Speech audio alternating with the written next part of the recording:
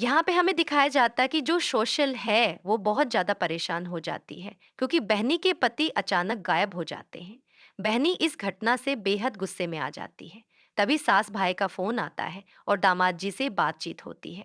दामाद जी बोलते हैं कि उन्हें किसी भी तरह की चिंता करने की ज़रूरत नहीं है और ना ही किसी को उनकी चिंता करने की ज़रूरत है। वो यह भी कहते हैं कि वो खुद ज्योति का ख़्याल रख लेंगे, इसलिए किसी को टेंशन लेने की ज़रूरत नहीं है। इसके बाद सोजल बहुत परेशान हो जाती है। तभी सास भाई उससे कहती है कि उसने बहुत बड़ा काम किया है। इसी बीच आस्था आ जाती है और सास भाई उसे डांटने लगती है।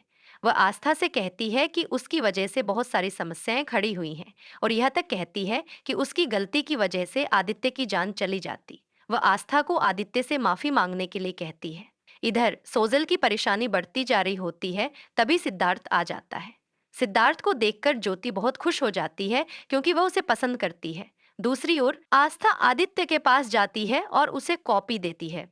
आदित्य उसे ताने मारते हुए कहती है कि हारने का एहसास कैसा लग रहा है।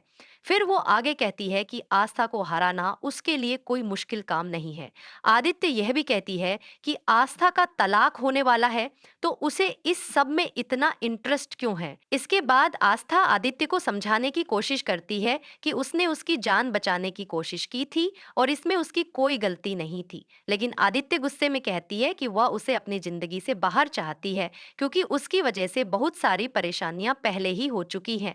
वह यह भी कहती है कि अगर आदित्य की जान चली जाती तो उनके खानदान पर बहुत बड़ा दाग लग जाता।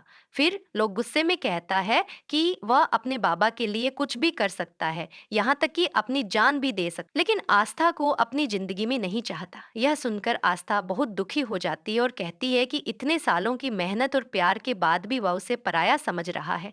दूसरी ओर निरंजन जी अपनी पत्नी से कहते हैं कि कल पगफेरे की रस्म है और उसे नियमों के अनुसार पूरा होना चाहिए।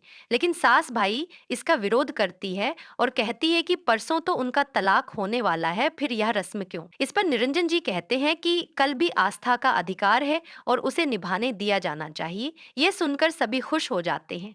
पगफेरे की रस्म के लिए सारी तैयारियां हो जाती हैं। सभी लोग इसमें भाग लेते हैं। इस बीच आदित्य गुस्से में आ जाती है और कहती है कि उसे यह सब पसंद नहीं है, फिर भी ये क्यों किया जा रहा है। निरंजन जी उसे शांत कराते हैं।